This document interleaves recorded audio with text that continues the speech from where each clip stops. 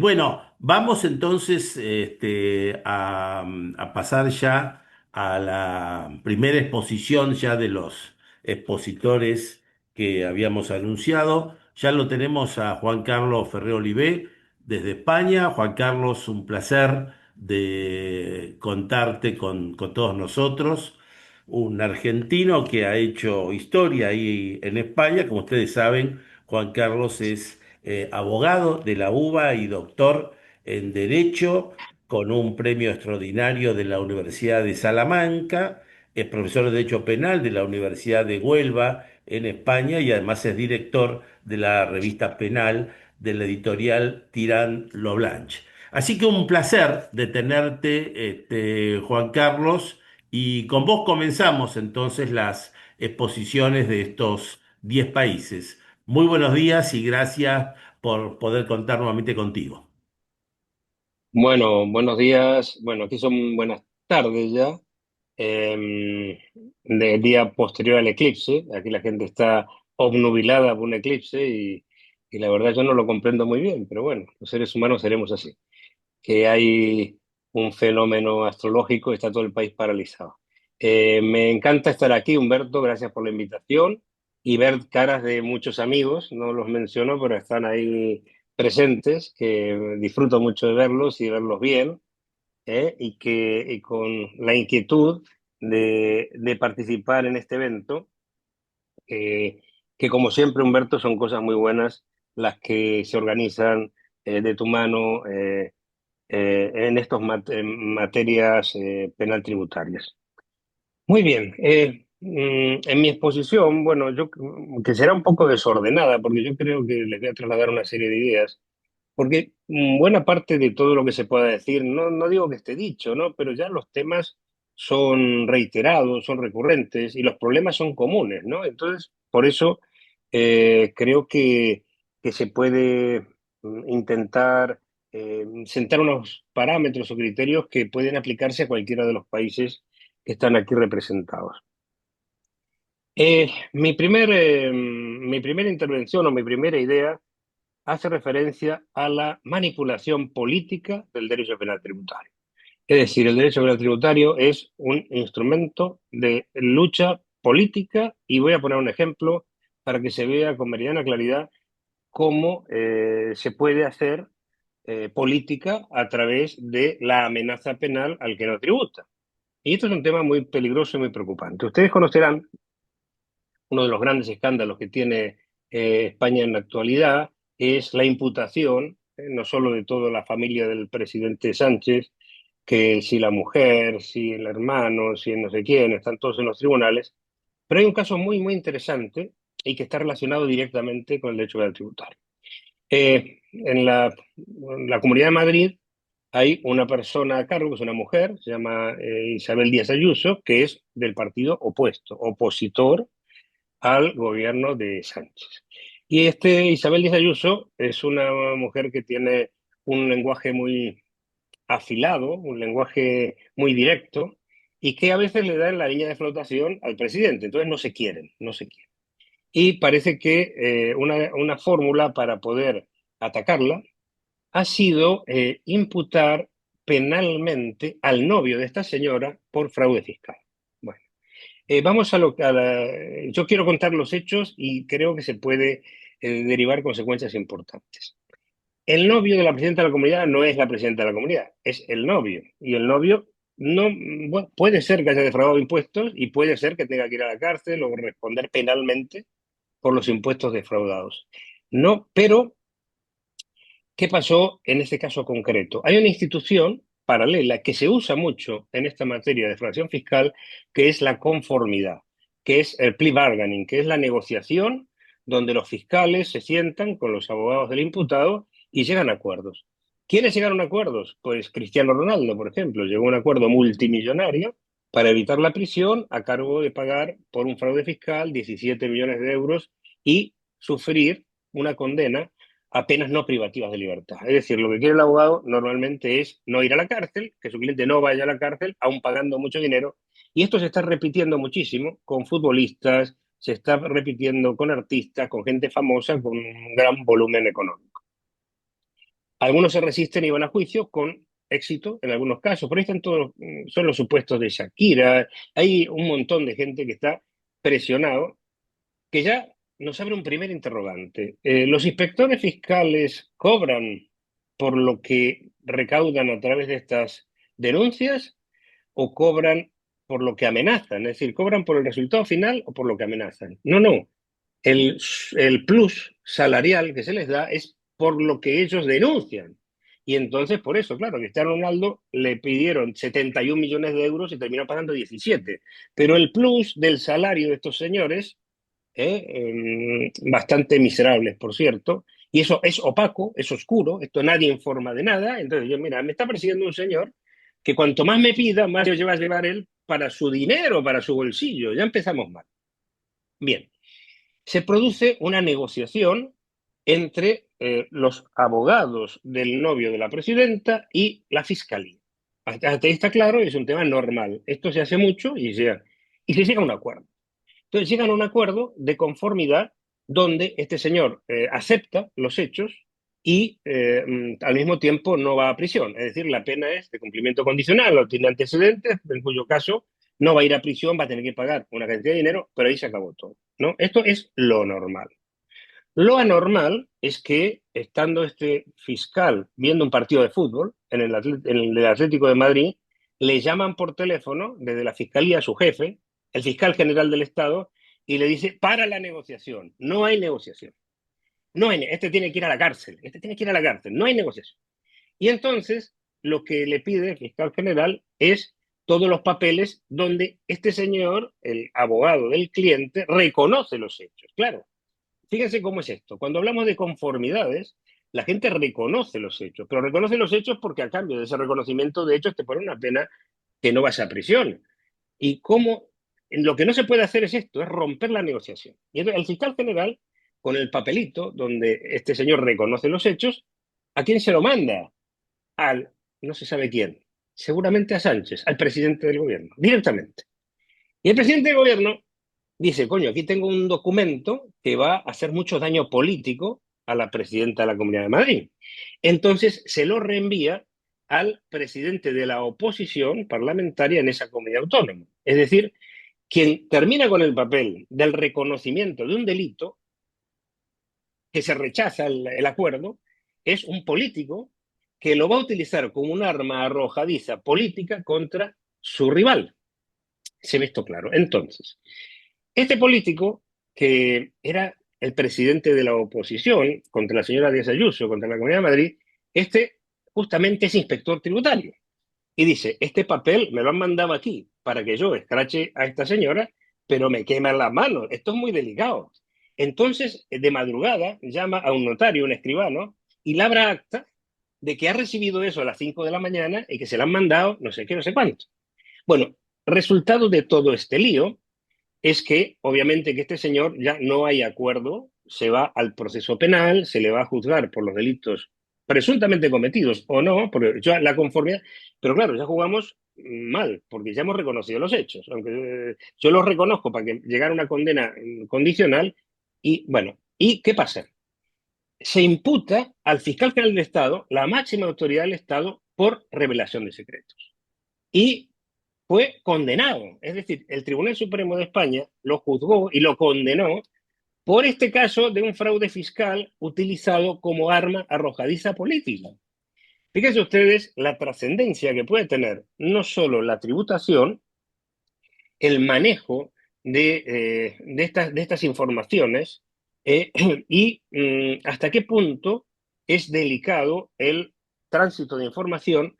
Bueno, el gobierno siempre ha defendido que el fiscal general es inocente, que no, que no tenía ningún tipo de. Pero realmente los hechos son estos. Lo que ha aprobado el tribunal es esto. Lo único que no se sabe es quién dentro del complejo del gobierno, si fue el presidente o fue alguien de su entorno, que canalizó la información fiscal para arruinar a este señor, pero no a él, porque realmente a él les da igual, es a su mujer por causas políticas. Entonces, esto es un caso muy importante en España donde la gente todavía no ha sabido ver cómo un tema fiscal puede llegar a tener tan enorme trascendencia. Entonces, manipulación política de la tributación, que no es el primer caso y no es el primer partido que hace manipulación política de la tributación. Se hizo algo muy parecido y muy bochornoso con la regularización tributaria del año 2012, o sea, la amnistía fiscal.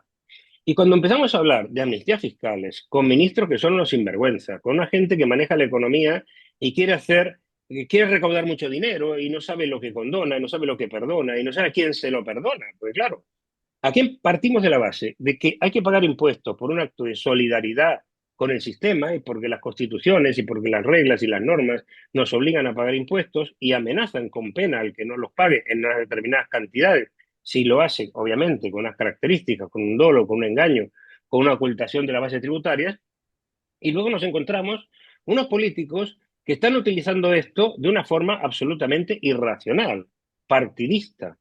En el caso de la regularización tributaria, entonces empezaron a ofrecerlo todo. Ustedes regularizan la amnistía y no va a tener ninguna pena. Y a alguien se le ocurrió, estamos hablando del año 2012, han pasado años, de preguntarle al ministerio, mire, yo voy a regularizar, pero esto también me exonera del blanqueo, del lavado de dinero. Entonces ahí todas las alarmas. No, no, es que esto es otra cosa. Una cosa es el fraude fiscal, otra cosa es el blanqueo. El dinero que no se paga en tributación por esta regularización extraordinaria de impuestos sigue teniendo un origen ilícito, de eso podemos hablar a continuación, provenir de un delito o lo que sea, y no está absolutamente libre de pena por blanqueo aquel que ha regularizado. ¿eh? Se produce un debate que la verdad que yo esto lo repito siempre, me parece bastante kafkiano. Entonces, el ministro dice, bueno, lo que vamos a hacer es que vamos a cambiar en el Código Penal el tipo penal del delito del fraude fiscal. Y entonces vamos a poner el momento consumativo del delito fiscal a través de la norma, es decir, cambiar la redacción para que el fraude fiscal no se consume el último día hábil para el pago del tributo, del momento consumativo, sino que cuando no se haya regularizado en los plazos que marque la ley. Una cosa disparatada.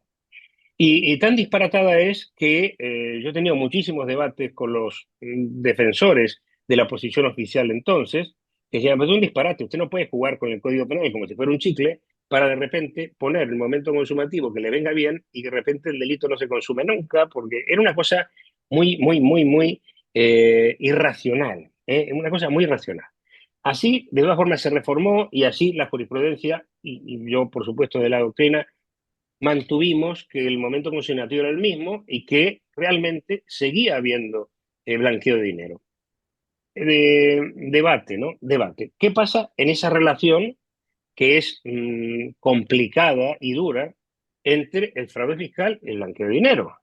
Vamos, la cosa, bueno, obviamente estamos al hilo de lo que dice Gafi, como dice el doctor Dálvora, que aquí lo estoy viendo, el poder fáctico más importante a nivel mundial, el poder real lo ejerce Gafi, ¿no? Y realmente ese poder real que ejerce Gafi lleva a obligar a considerar el fraude fiscal y el contrabando como delitos previos al blanqueo de dinero.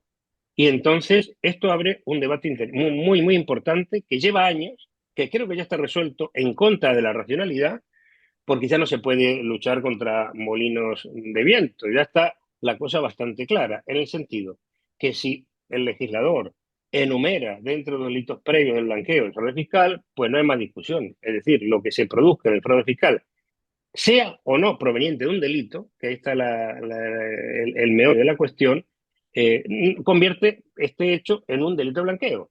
Porque en el fondo son conceptos normativos y yo dentro de lo defino el blanqueo como me da la gana. Y entonces si lo defino como lo que debe ser, lo que históricamente fue, es decir, legitimar bienes de origen delictivo, es decir, transponer dentro del mundo económico las borrando las pistas que nos digan que eso es de origen delictivo, pues lo puedo llevar a cualquier delito, el que me dé la gana, incluso delitos no económicos. Es decir, que el legislador podría, en teoría, de una forma totalmente ilógica, deshacer el razonamiento básico del blanqueo. El blanqueo nace por una cosa muy concreta, nace por el narcotráfico, nace por, por los narcotraficantes colombianos, que tenían tanto dinero que podían pagar la deuda externa de su país.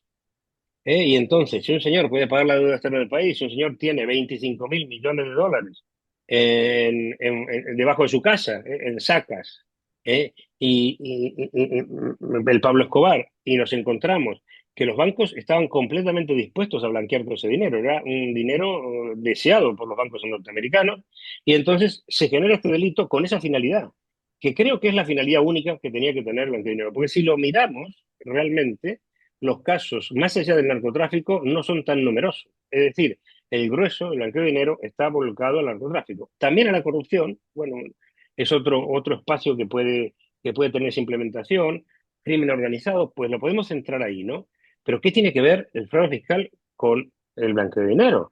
Porque realmente alguien puede defraudar impuestos, el narcotraficante también comete fraude fiscal, pero no se le puede imputar porque no se le puede obligar a declarar tributariamente los beneficios de la venta de su cocaína, ¿no? Aunque hay algún país que lo hace, en Italia sí es punible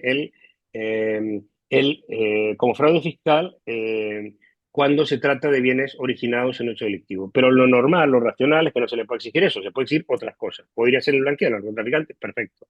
Es el espacio normal. Pero cuando estamos hablando de un dinero que no tiene origen en un narcotráfico, sino que tiene origen en el fraude fiscal, en realidad el dinero no, esa plusvalía, ese dinero que se está blanqueando, no tiene su origen en el delito, tienen su origen en actividades lícitas que no tributan. Con lo cual, hay dos momentos que son completamente diferenciables y que son significativos. Es decir, la persona no tributa, comete una defraudación tributaria, si es que, además de no tributar, porque nos olvidamos que el fraude fiscal no es no tributar, ya faltaría más, que eso sería prisión por deudas, ¿no? No es no tributar, es ocultar las bases tributarias. El fraude fiscal es ocultar las bases tributarias, es decir, maniobras fraudulentas para disimular el origen de los bienes, el origen ilícito de los bienes. Pero claro, si el origen de los bienes no es ilícito, entonces, ¿cómo cuadra el blanqueo?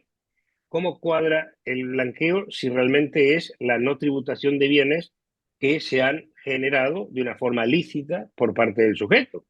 Y entonces, en esta confusión, el debate está abierto, yo creo que se ha dado en Argentina, se ha dado en España muchísimo, yo creo el Supremo, y en realidad, bueno, se juzga más que nada con el criterio de la maldad, ¿no? De la maldad. Esta persona no ha tributado, qué malo es, pues le vamos a imputar el blanqueo, además del fraude fiscal. Pues, debate que en dogmática se discute. Claro, no, son dos bienes jurídicos distintos. Miren, yo la verdad que cuando decimos que si una persona no ha tributado y el día que ha dejado de tributar, ocultando las bases, comete un fraude fiscal y en el mismo momento, por la mera posesión o tenencia de los bienes, por no haberlos quemado, comete un segundo delito de blanqueo y le sumamos y creamos un concurso de delitos, estamos disparatando. Estamos disparatando, pero ellos, no hay, no hay dos delitos. Los bienes jurídicos son diferenciables. Bueno, estas son entelequias en el fondo. Yo lo digo como penalista que también defiendo estas historias de ir buscando con precisión cuál es el bien jurídico protegido, cuáles son sus elementos, y digo, pero a este señor le están condenando 2 veces por lo mismo. A mí me pueden contar cualquier película, pero esto es bis in idem, ¿no? No, pero si el momento consumativo que ya es la tener, pero ¿dónde puede haber un delito por tener bienes en tu poder? La primera tenencia, la posesión, ¿cómo puede ser punible? ¿Cómo el blanqueo puede tener esas características de tenencia y posesión donde, bueno, ¿qué pasa? ¿Cuál es la realidad del delito de dinero? Que a muy poca gente la imputan por tener o poseer. Es decir, normalmente a la gente se le imputa por comprar, vender, realizar acciones positivas con relación a los bienes contaminados, pero no por el mero hecho de tener a poseer, porque son conductas muy abusivas dentro de lo que son los códigos. Los códigos y lo peor es que van tendiendo a más. ¿Eh? El delito más expansivo que existe es el blanqueo de dinero, cuando además le ponemos como precedente la defraudación tributaria. Esta estrategia que sigue totalmente, Gafi y que impone con estas reglas tan estrictas, donde tal vez se pueden sentir de una forma más disimulada en América Latina, donde no existe la Unión Europea, que tiene sus directivas de obligado cumplimiento cada vez más, las directivas, reglamentos. Europa es un arsenal normativo descontrolado cada vez más y cada vez más en materias penales. Y estos temas no entran tanto en el fraude fiscal, aunque sí están entrando y entran más en el blanqueo, pues lo consideran una conducta que es su propia competencia para legislar, ¿no? Entonces, ¿cuál es la reflexión? Pues bien, si el blanqueo de dinero se construyó con un delito de legitimación de capitales de origen delictivo, eso solo cubre una parte del espectro posible del blanqueo de dinero. Hay dos fuentes posibles de bienes contaminados. Unos bienes son contaminados porque tienen su origen en un hecho delictivo y otros son contaminados porque provienen de una defraudación tributaria. ¿Esto qué significa? Que no tienen estrictamente un origen delictivo, pero en el momento de su consumación se convierten en objeto de blanqueo. Porque cuando Leo Messi jugaba al fútbol y no pagaba los impuestos, el que jugaba al fútbol era Leo Messi, no era un traficante de drogas que hacía 100 millones de dólares en una operación de contrabando de drogas, sino que es un jugador de fútbol que legalmente cede sus derechos de imagen, que eran donde venían los líos, dan toda su... bueno, es otra forma de generar recursos y, y vuelvo a la problemática del poder que se ejercita a través de los organismos de recaudación tributaria, en España la agencia tributaria, que utiliza todas las herramientas que le da el derecho o incluso más para imputar hechos delictivos. En muchos de estos casos, comprobadamente, la, la configuración del delito es dudosa. ¿Pero por qué es dudosa? Porque estamos ante delitos tan complejos que requieren unos conocimientos que sin duda no los tenía ni Messi, ni los tenía Cristiano Ronaldo, ni los tenía el 80% de los imputados. Hay que llegar a unos conocimientos importantes de tributación. ¿Y qué ocurre? Que estas personas, algunos, con connivencia, con asesores fiscales y demás, eh, mm, esquivan el cumplimiento de la ley, pero otros están convencidos de que están dentro del marco legal. Porque estamos hablando, estos señores tienen un impuesto sobre los réditos de la renta de un 53-55% y realmente van a intentar beneficiarse de todas las rebajas fiscales que les permite el sistema.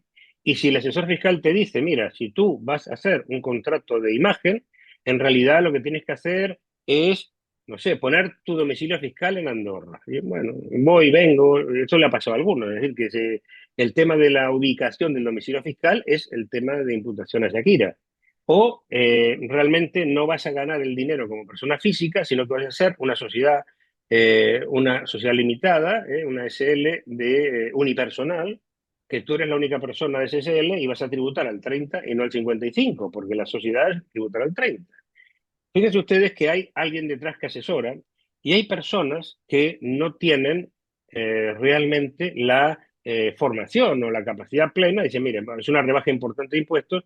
Y entonces esto es interesante porque en estos dos casos de los futbolistas que he mencionado estaban asesorados por los mejores despachos de abogados de España y del Reino Unido, que le dijeron a Cristiano Ronaldo, tienes que hacer esto, que no hay ningún problema, que el contrato de imagen va a ser a través de una sociedad unipersonal tuya que va a tributar al 30% y no al 55%. Y entonces, digo, bueno, estamos hablando de millones de dólares, no es una broma.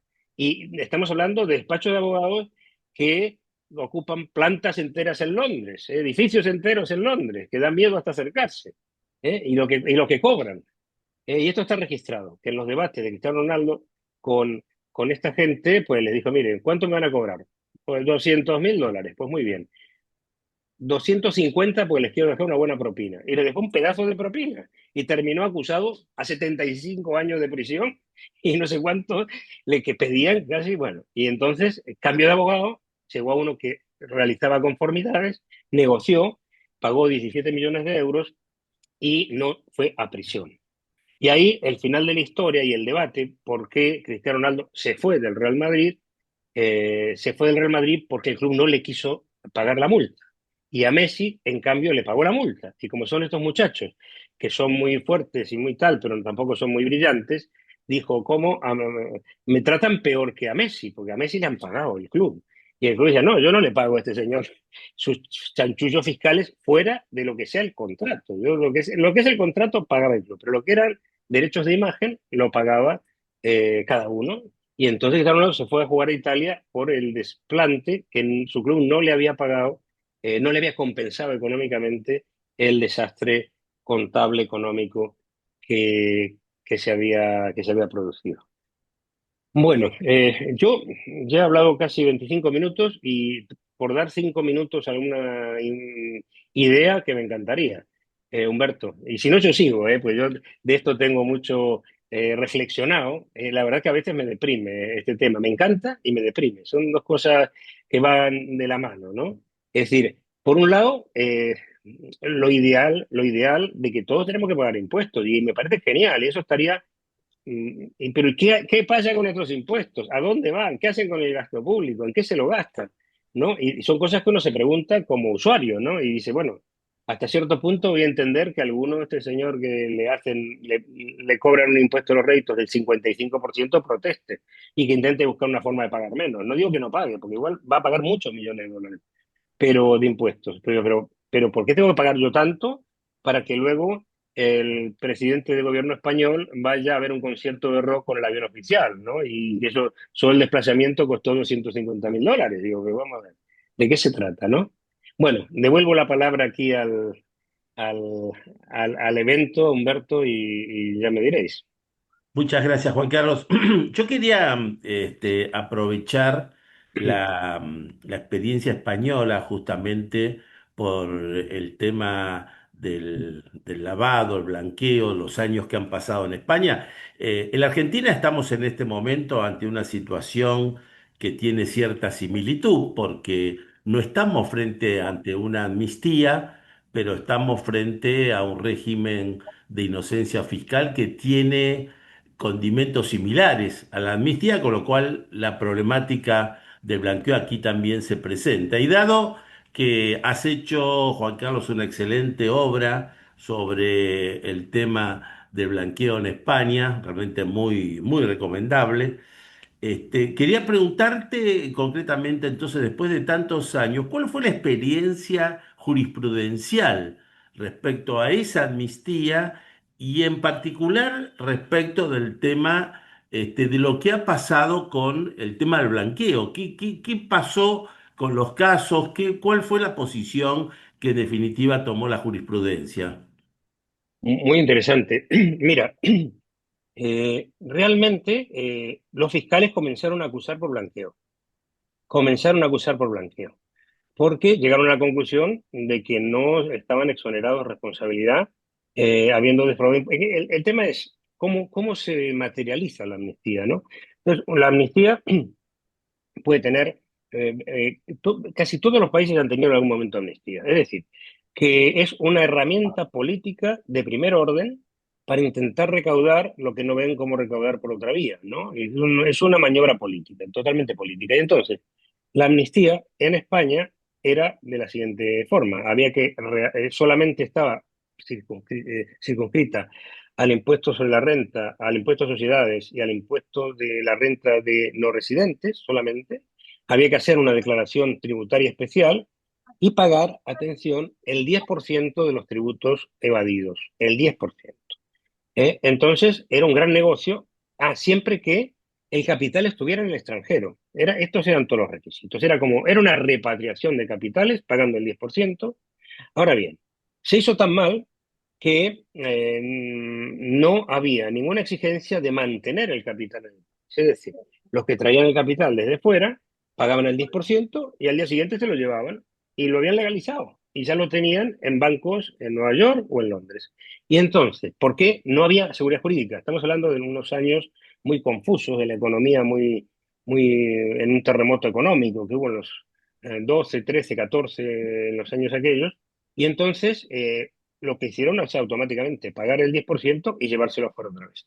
Y eso es lo que realmente motivó que se siguiera indagando el blanqueo, porque vamos a ver, usted se ha quedado con el 90% de un capital de origen no delictivo, pero sí eh, presupuesto del blanqueo, entonces, evidentemente, está en su poder, sigue siendo un capital contaminado. Eh, Hubo algunos casos, pero no hubo tan numerosos. Yo creo que en el fondo también los fiscales, bueno, imputaron algunos, pero como de costumbre, los que eran grandes tenedores de este dinero eran los muchísimos bancos que tenían ese dinero que no podían explicar. Es decir, por poner un ejemplo eh, curioso, el BBVA, que es uno de los bancos más grandes de España, tenía una cuenta oscura, secreta, que la tenía reservada porque, como estaba actuando la banda terrorista ETA, tenían miedo de que secuestraran a algún directivo de la entidad. Entonces ellos tenían unos fondos de 100 millones de dólares, oscuros completamente, para pagar rescates o bien para repartírselo en prejubilaciones entre los directivos, ¿no? Entonces, estamos hablando, y esos son los que de repente los trajeron de golpe aquí para legalizar, pagaron el 10% y ya los volvieron a dejar con una etiqueta de bienes de origen lícito, ¿no?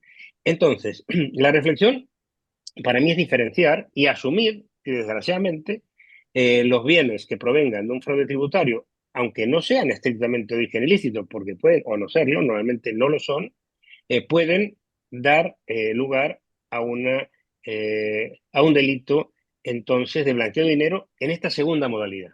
En esta segunda modalidad.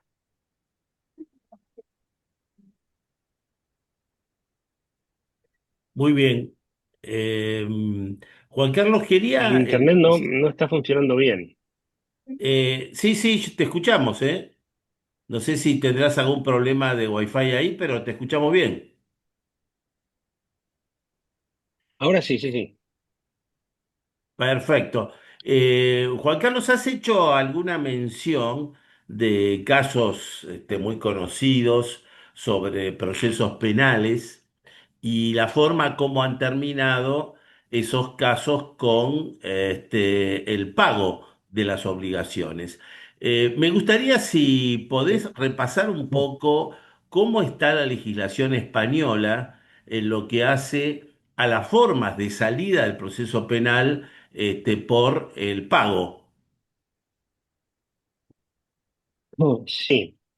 Estamos hablando de la regularización, ¿no? De la regularización No, no, no, tributaria. no. Estamos hablando del Entonces, caso la de procesos regularización penales era tributarios, muy.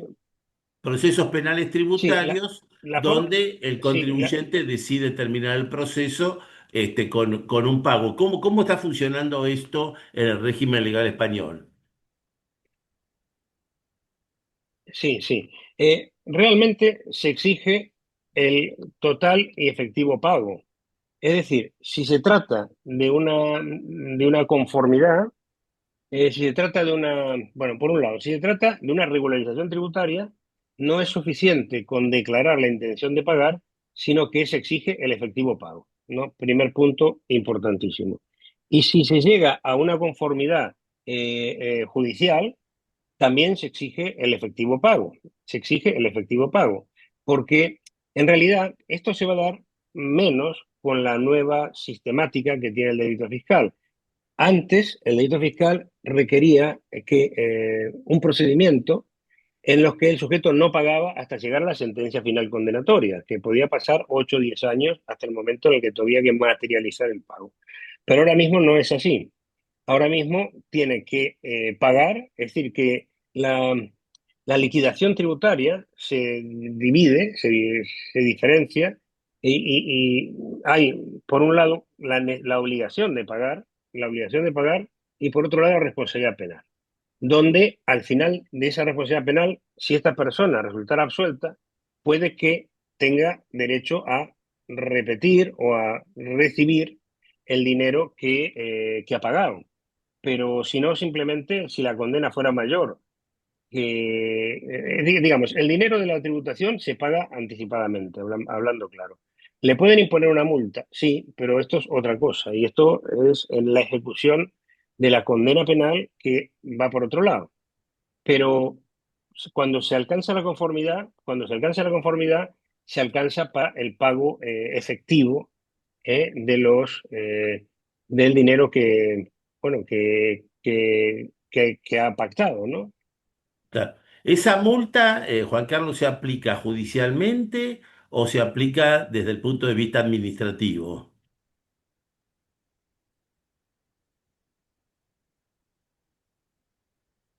Humberto, tenemos mala conexión. La verdad que Parece que sí, a parece que ver, sí. repítemelo por favor, que se Y no, te cortó la preguntaba si comunicación. esa multa que tiene que pagar el contribuyente es una multa que se aplica judicialmente o se aplica desde el punto de vista administrativo. Se volvió a cortar, la verdad es que no te escucho. Bueno, bueno, este, bueno, hacemos la última intentona. ¿Me escuchás ahora, Juan Carlos? Sí, sí, ahora mismo sí.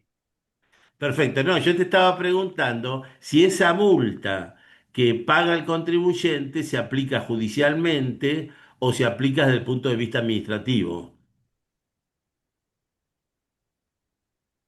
Bien, la multa la determina el juez. Una cosa es la deuda tributaria que teóricamente ya se ha pagado.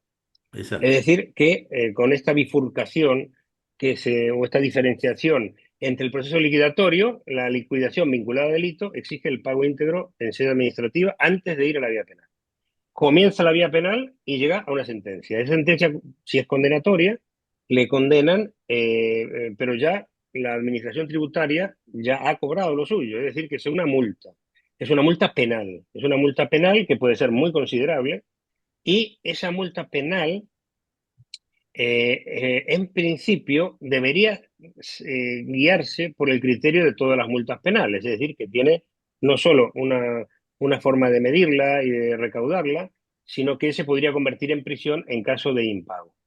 Sin embargo, en todo el Código Penal, porque el fraude fiscal en España está en el Código Penal, en todo el Código Penal, la única multa que cobra directamente la Administración Tributaria a través del procedimiento de apremio es esta.